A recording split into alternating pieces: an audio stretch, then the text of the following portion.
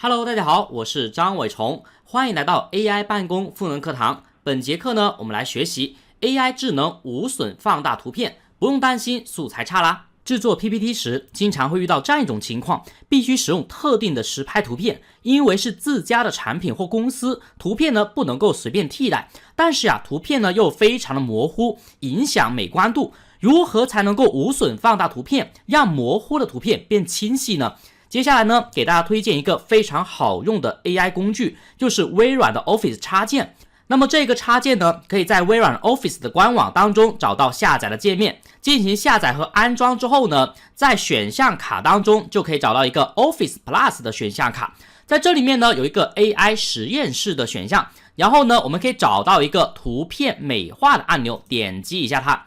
然后呢它会进行加载。此时呢，你会发现，如果我们把图片放得特别大的时候呢，它会显示图片分辨率已经很高了，没有办法进行清晰化的处理。所以呢，我们可以将图片呢稍微缩小一点点，然后呢再点击图片美化这个按钮，此时呢就会进行图片自动的处理啦。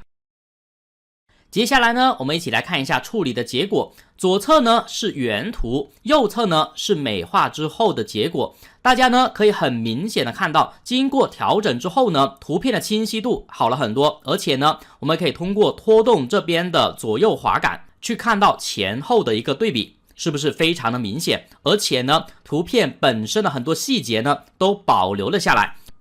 在最右侧呢，我们可以选择它的清晰程度，原图、标清、高清以及超清的结果。目前呢，我们选择的是超清，点击替换原图就能够直接把这个效果呢给应用进来啦。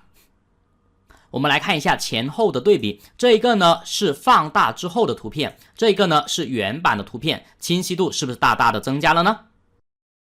当然在这里面呢还有一个图片橡皮擦的功能，点击一下这个功能，然后呢它会进行加载，我们的鼠标光标会变成一个可以涂抹的笔。比如说这里面呢我们可以将图片当中的一些小瑕疵呢给去掉，假如说这里面呢我要把这个白色的地方给去掉，我们只需要点击一下，它会自动的进行处理，然后呢把这一个呢给它遮挡住，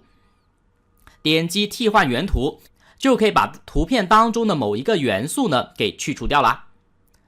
那么这个功能呢，经常可以用来去水印，或者说图片当中存在瑕疵的地方。